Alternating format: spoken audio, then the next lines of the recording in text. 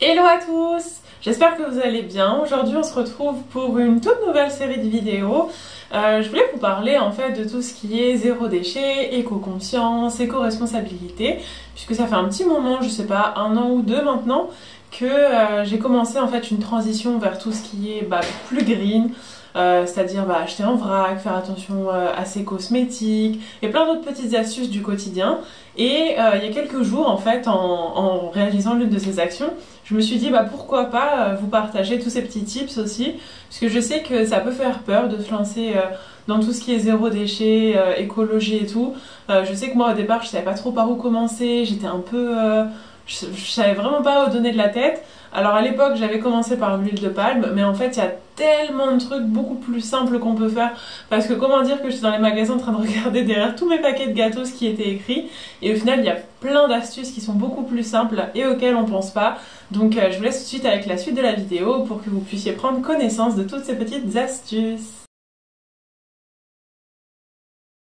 La toute première astuce, c'est trier ses mails, supprimer les mails inutiles et se désabonner des newsletters. Donc les newsletters déjà, peut-être vous en avez entendu parler, peut-être vous voyez vaguement ce que c'est, peut-être vous ne savez pas du tout.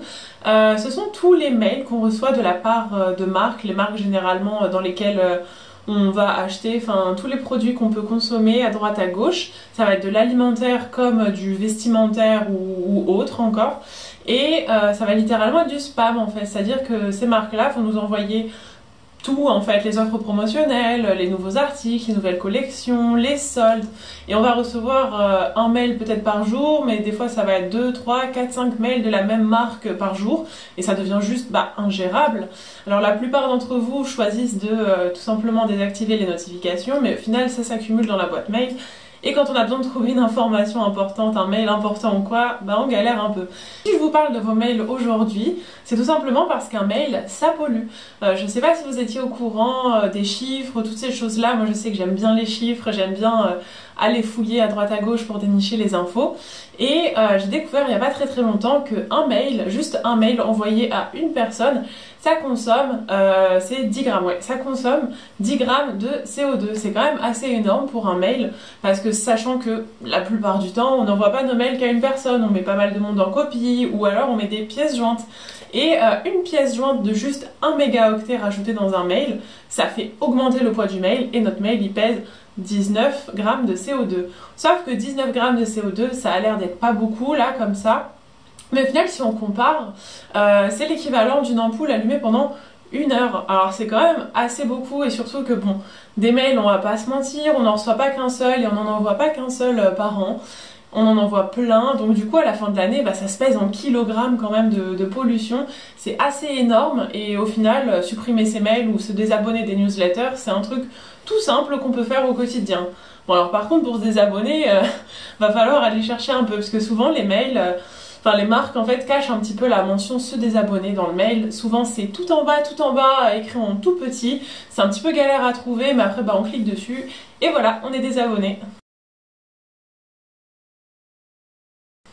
L'astuce suivante va concerner les recherches internet. Alors on est tellement nombreux à faire des recherches internet genre tous les jours, plusieurs fois par jour, pour plein de trucs, pour savoir la météo, pour chercher un mot qu'on connaît pas, pour aller sur un site, je sais pas moi, un site de vêtements, un site... plein de trucs, même pour aller juste sur YouTube, quoique si on passe par le téléphone on a l'application maintenant, mais on va vraiment utiliser internet tout le temps pour tout et n'importe quoi, et au final ça aussi ça pollue, parce qu'une recherche internet ça équivaut à 7 grammes de CO2. C'est pas beaucoup dit comme ça, mais encore une fois si on multiplie par le nombre de recherches qu'on fait par jour et qu'on remet ça à l'année, pareil on est sur des kilos et des kilos de CO2 juste pour des recherches. Alors, pour pouvoir diminuer tout ça, il y a des petites techniques, en fait, des petits trucs tout bêtes, auxquels on pense pas forcément. La toute première, elle est vraiment bête, c'est mettre les sites qu'on fréquente le plus en favoris. Tout simplement parce que quand on va arriver sur la page internet, on va cliquer sur l'onglet des favoris et on va cliquer sur le site internet qui nous intéresse. Donc du coup, il ne va pas y avoir cette étape de taper le nom du site dans la barre de recherche, puis cliquer sur le site. Il va vraiment y avoir 2 fois moins d'étapes. Et donc ça va diviser par 2 la pollution. C'est pas une solution miracle, mais c'est déjà ça. Si on peut diviser par 2, c'est top. Après, sinon, il y a d'autres alternatives qui existent qui sont plutôt cool. L'une d'entre elles qui me plaît beaucoup, c'est utiliser des moteurs de recherche éco-responsables, du genre Ecosia. Vous avez peut-être déjà entendu parler d'Ecosia. C'est un moteur de recherche assez nouveau quand même, qui fait des actions assez belles. C'est-à-dire que pour chaque recherche effectuée sur Internet, ils plantent des arbres. Alors tout simplement, ils vont utiliser en fait toutes les publicités, vous savez, on va retrouver souvent des petites pubs en haut, sur les côtés, un peu en plein milieu, on va avoir des pop-up, enfin il va y avoir plein de pubs à droite à gauche, et eux ils vont utiliser tous les bénéfices de ces pubs pour pouvoir acheter de quoi planter des arbres, et planter des arbres un peu partout dans le monde.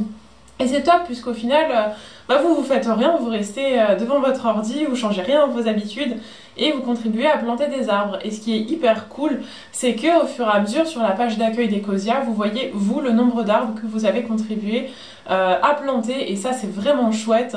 Et je trouve que c'est vraiment un moteur de recherche du coup qui est très très bien fait, c'est hyper intuitif. Et si vous allez voir en fait que vous tapez juste Ecosia dans votre barre de recherche, vous allez pouvoir après avoir plus d'infos là-dessus et voir en fait vraiment le nombre d'arbres qu'ils ont plantés, il y a des petites vidéos et tout, enfin c'est vraiment chouette. La troisième alternative, la troisième petite astuce, c'est d'acheter ses fruits et légumes sans emballage. Alors ça peut paraître bête dit comme ça, mais souvent en fait on fait pas attention et au supermarché on va aller acheter je sais pas, un lot de bananes ou un lot de kiwis ou des clémentines. Et ça va être emballé parfois dans une barquette et encore au-dessus avec un emballage plastique. Et ça fait quand même beaucoup d'emballage pour juste un fruit qui a déjà une peau. Parce qu'au final, nos kiwis, ils ont déjà des peaux, nos clémentines, ils ont déjà des peaux, les poires aussi, les pommes aussi, les bananes aussi. En fait, quasiment tous les fruits et légumes sont déjà emballés de façon naturelle. Et donc c'est un petit peu bête au final de leur rajouter un emballage et puis...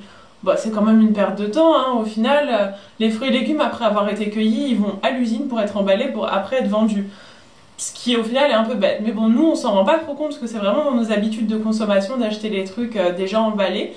Et du coup, le petit geste sympa pour la planète, ce serait de faire attention au supermarché et de privilégier les achats de fruits et légumes en vrac. Tout simplement en ramenant soit son petit sachet vrac, soit son sac plastique, ou alors en réutilisant les papiers craft. Parce que souvent, en fait, dans les magasins, maintenant, ils nous donnent des petits papiers craft, vous savez, des petits sacs en craft pour mettre les fruits et légumes, vous savez, les petits sacs marrons. Et souvent, le réflexe, arrivé à la maison, c'est de le jeter, tout simplement. Sauf que ces sacs-là, ils sont parfaitement réutilisables et on peut les reprendre avec nous et puis s'en servir à nouveau jusqu'à ce qu'ils craquent. Et c'est un beau geste pour la planète et aussi ça fait diminuer, mine de rien, le nombre d'emballages dans la poubelle. Parce que sortir les poubelles tous les 2-3 jours, c'est un peu casse-pied, ça sent pas très bon, on n'a pas forcément trop envie de le faire. Alors si on peut diminuer l'emballage dans la poubelle et du coup la sortir moins souvent, c'est top. Le petit tip suivant, c'est d'acheter des fruits et légumes de saison. Alors vous me direz pourquoi ne pas acheter un avocat ou une tomate en plein mois de décembre? Pour la simple bonne raison que les fruits et légumes, en fait, quand ils sont importés de, je sais pas, plein d'autres pays, d'Italie, du Pérou, de quelque part en Afrique, de quelque part en Asie, ils font pas mal de trajets en avion le plus souvent ou alors en bateau. Et ce trajet, ça pollue évidemment comme la voiture et ça fait augmenter votre empreinte carbone. Vous avez peut-être déjà entendu parler de l'empreinte carbone pour les avions quand on voyage en avion. Maintenant, de plus en plus, les compagnies aériennes en fait nous mettent l'équivalent en empreinte carbone de notre voyage.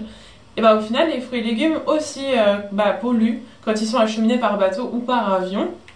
Et du coup, faut pas s'empêcher d'en consommer non plus, on peut très bien de temps en temps acheter un fruit ou un légume qui est hors saison, mais c'est vrai que c'est quand même assez chouette de privilégier les fruits et légumes de saison, parce que déjà ils viennent de moins loin, ça permet aussi de faire travailler nos agriculteurs français, parce qu'en France on a quand même de très bons fruits et légumes, nos agriculteurs travaillent super bien, le plus souvent ça va être des fruits et légumes en plus qui n'ont pas eu de trucs chimiques sur eux, en fait, de conservateurs, de divers produits, pesticides, toutes ces choses-là, puisque un fruit ou un légume qui fait un trajet de 2 semaines en bateau, évidemment qu'il va être rempli de produits chimiques pour que sa conservation soit optimale. Et du coup, si on privilégie des fruits et légumes qui viennent de ce qu'on appelle des circuits courts, donc qui viennent de pas loin autour de chez nous, des fruits et légumes locaux, Ça nous permet en fait de réduire cette empreinte carbone, de manger des aliments de meilleure qualité, puisqu'ils auront moins tendance à être remplis de produits chimiques. Alors je dis pas qu'ils n'en auront pas du tout, puisque certains agriculteurs continuent d'utiliser des produits chimiques, mais ils en auront déjà moins, donc la qualité sera peut-être meilleure. Toujours dans la lancée de la nourriture, l'astuce suivante c'est d'acheter ces gâteaux en vrac. C'est un truc en fait au départ que je réalisais pas trop et j'ai réalisé au final il n'y a pas si longtemps que ça, hein, il y a genre un mois ou deux, que c'est vrai que c'est un petit peu dommage de juste pour un petit gâteau, je sais pas moi, un petit BN ou un petit écolier, enfin moi j'adore les petits écoliers, les choses comme ça, c'est quand même emballé dans un carton, puis dans un sac plastique, puis dans une barquette ou alors dans d'autres petits emballages individuels. Et au final, tout cet emballage, on n'en a pas trop besoin puisque nous, ce qui nous intéresse, c'est le gâteau. Je sais pas vous, mais moi, quand je veux mon gâteau, je déballe tout et voilà, quoi, je mange mon gâteau. Et souvent, d'ailleurs, je mange la boîte. Et au final, cet emballage, il n'aura pas servi à grand chose. Il y a pas mal d'alternatives en fait qui existent à ça. Je m'étais renseignée du coup parce que ça m'intéressait aussi, grande consommatrice de gâteaux que je suis. Et en fait, il y a des magasins comme Biocop. Vous en avez peut-être à côté de chez vous, ils ont tendance, enfin c'est pas ils ont tendance, c'est de plus en plus en fait ils s'implantent à droite à gauche en France. Ce sont des magasins bio donc qui sont peut-être un petit peu plus chers que les grandes surfaces classiques, mais qui vont avoir certains produits à des prix quand même très abordables et notamment les gâteaux. Ils ont en fait tout un rayon avec que des gâteaux en vrac, donc vous venez avec ce que vous voulez, votre petite boîte, votre sachet, ce qui vous fait plaisir. Et vous prenez tous les gâteaux que vous voulez. Alors il y a vraiment plein de trucs, hein. Il y a des spéculoos, des cookies, des muffins, des trucs du genre les petits oursons, vous savez, les petits oursons fourrés au chocolat. Enfin, il y a vraiment plein de trucs, il y en a pour tous les goûts, il y a chocolat, fruits, gâteaux secs, gâteaux plus moelleux, il y a vraiment de tout. Et les prix au final sont assez attractifs puisque ça va varier évidemment, il va y avoir des gâteaux bien plus chers que d'autres. Mais ça va être des prix très similaires à des gâteaux déjà emballés et ça va être des choses de meilleure qualité puisque c'est pas des gâteaux industriels. Enfin oui, mais pas à la même proportion, ils vont pas être fabriqués avec autant de produits chimiques. L'avantage aussi c'est que Biocop est assez transparent sur ses partenaires, sur la provenance de ses gâteaux et sur leur composition. Et vous allez rarement trouver des gâteaux avec des compos un peu douteuses. Souvent ça va être des trucs vraiment bons, vraiment sains. Et c'est toujours appréciable en fait de savoir qu'on mange des bonnes choses. Et si en plus on fait du bien à la planète au passage, c'est top. Et après il y a une autre alternative, mais alors pour ça il faut avoir un peu plus de temps, ce qui n'est pas le cas de tout le monde, ça je le conçois. Mais ça peut être de faire ses gâteaux soi-même tout simplement, parce que faire des cookies ou des crêpes ou des muffins ou même un gros gâteau tout simple, un gâteau au yaourt ou au chocolat, c'est un petit peu plus long, mais c'est toujours cool, surtout quand on a une famille, des enfants ou même des colocs, c'est toujours cool de prendre un petit temps pour cuisiner un truc. Et ce qui est chouette, c'est qu'on peut mixer tous les goûts, on peut faire littéralement ce qui nous plaît, on peut faire un gâteau vegan, on peut faire un gâteau végétarien, on peut faire un gâteau classique, on peut mettre plein de sucre, on peut diminuer le sucre, on peut rajouter tout ce qu'on veut, de la noix de coco, si on a envie de mettre de la noix de coco dans notre gâteau au chocolat, c'est trop chouette en fait, on peut vraiment faire ce qu'on veut. Je sais que c'est un truc que j'essaie moi de faire de plus en plus parce que c'est vraiment chouette comme alternative et au final ça coûte bien moins cher de faire ses gâteaux soi-même. La petite astuce suivante concerne les bouteilles d'eau. Déjà on va commencer par le petit chiffre parce que c'est le truc, la petite donnée cool en fait, enfin cool, ce serait chouette si le chiffre pouvait être moins élevé. Mais donc les Français au total, donc on parle bien de la population française et pas les Français individuellement. La population française est une grande consommatrice de bouteilles d'eau et par an, en moyenne, 5,5 milliards de bouteilles d'eau sont achetées par la population française. Vous imaginez, ça se compte en milliards en fait, c'est même pas des millions ou des milliers, c'est carrément des milliards. Et c'est un truc de fou, c'est un chiffre que j'ai vu là cette semaine et je me suis dit oh là là mais il faut que j'en parle en fait. Parce que, je sais pas, c'est un truc de fou. Moi, je réalisais pas que les gens achetaient autant de bouteilles. Parce que perso, c'est un truc que je fais pas, en fait. Je consomme principalement l'eau du robinet, parce que je la trouve très bonne. Et au final, en France, elle est très très bonne, notre eau, la plupart du temps. C'est vrai on a tendance, en fait, à avoir ce petit, pas préjugé, mais vraiment cette petite idée reçue que l'eau du robinet n'est pas forcément très bonne. Alors, évidemment, ça dépend des endroits, hein. Mais il y a pas mal d'endroits en France où l'eau du robinet est très très bonne. Et là par exemple je vous parle depuis la Bretagne. Et en Bretagne notre eau elle est vraiment très très bonne et c'est quelque chose de très appréciable. Alors évidemment je sais que tout le monde n'aime pas le goût de l'eau du robinet direct. Et pour ça il y a plein de solutions en fait, on peut la filtrer alors avec des bâtonnets de charbon. Je vous mettrai pas mal de liens en barre d'infos pour les bâtonnets de charbon, on en trouve un petit peu partout maintenant. C'est d'ailleurs une astuce hyper rentable. Oh, je viens de me rendre compte que j'avais de la lavande sur mon pull. Je sais pas si vous l'avez vu mais voilà, j'ai un petit brin de lavande. Oui, donc je parlais des bâtonnets de charbon. On peut en acheter un peu partout, mais je vous mettrai tous les liens dans la barre d'infos. Ensuite, on peut acheter des petites billes céramiques aussi, c'est notre alternative. Après, il y a autre chose qui est un petit peu moins écolo, mais toujours plus écolo que les bouteilles d'eau, c'est la carafe filtrante Brita. Alors, pourquoi je dis que c'est moins écolo? Tout simplement parce qu'il y a un filtre en genre de plastique qui se jette à chaque fois qu'il est HS, donc du coup ça fait quand même de la pollution, mais toujours moins que les bouteilles d'eau, parce que bon, 5,5 milliards. Mais ouais, il y a quand même pas mal d'alternatives et c'est vrai que ça peut être une petite habitude à prendre. Alors peut-être pas forcément complètement arrêter sa consommation d'eau en bouteille, mais diminuer progressivement. Après, pour aller plus loin, on peut faire pareil avec les jus de fruits, les faire maison ou les acheter dans des magasins bio en vrac. Ça, c'est aussi un truc qui existe. Mais on peut quand même déjà bien réduire sa consommation de bouteilles d'eau.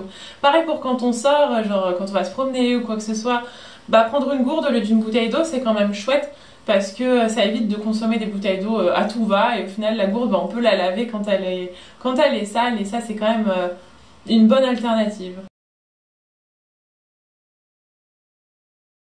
La toute dernière alternative que j'ai à vous présenter dans cette vidéo, c'est une petite astuce concernant les pubs. Alors on est quand même nombreux à recevoir une pile comme ça de pubs avec, je sais pas moi, 3 exemplaires de la pub Carrefour, 2 exemplaires de la pub Leclerc. Clairement c'est ce qui m'arrive, je sais pas si chez vous c'est pareil, n'hésitez pas à me dire, mais c'est littéralement ça en fait. Je reçois genre 12 fois les mêmes pubs et au final je les lis une fois, puis après bah, je les mets à la poubelle. Et récemment, donc j'ai pris la décision de mettre un stop pub sur ma boîte aux lettres pour éviter de recevoir toutes ces publicités. Et à la place, je les regarde sur internet. Puisque maintenant, en fait, les trois quarts des magasins proposent leur publicité exactement la même que la version papier, en version scannée sur internet. Et ça, c'est chouette. Vous pouvez regarder, alors, attendez, je sais que Lidl le fait, Leclerc le fait, Carrefour le fait, Auchan le fait et Cora aussi. Donc littéralement tous les magasins en fait, vous pouvez regarder directement sur leur site internet ou même sur Instagram pour les autres magasins. Je sais que tout ce qui est Jiffy, La Foire Fouille, ils sont très présents sur Instagram. Même les marques de vêtements maintenant, Zara, Jennifer, tout ça, ils sont très très présents. Et vous pouvez très bien aller vous renseigner du coup via internet au lieu de recevoir toutes les pubs. Ça évitera de faire du gaspillage papier et ça évitera aussi de vous encombrer parce que bon, mine de rien, une fois qu'ils mettent les pubs dans la boîte aux lettres, j'ai l'impression qu'il n'y a plus de place. Genre la boîte aux lettres est pleine avec les pubs et voilà. Et au final, du coup, ça fait bien baisser aussi le niveau de la poubelle personnellement. Une fois que je mettais les pubs dans ma poubelle, genre j'avais presque plus de place alors que là, c'est nickel. Genre tout est parfait, j'économise bien plus de place. Et c'est vraiment un truc tout bête en fait, genre le stop pub, vous êtes même pas obligé de faire un vrai truc professionnel, vous marquez pas de pub merci sur un bout de papier, vous scotchez à la boîte aux lettres et voilà, on n'en parle plus.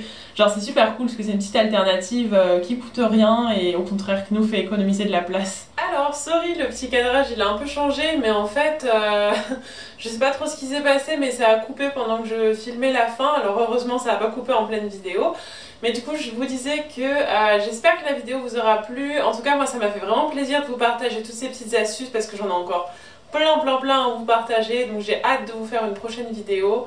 Ce sera la semaine prochaine en fait. Donc rendez-vous la semaine prochaine. En attendant j'espère que vous passerez une bonne journée ou une bonne soirée en fonction de quand vous regardez la vidéo. Je vous fais plein de bisous et à la semaine prochaine. Salut!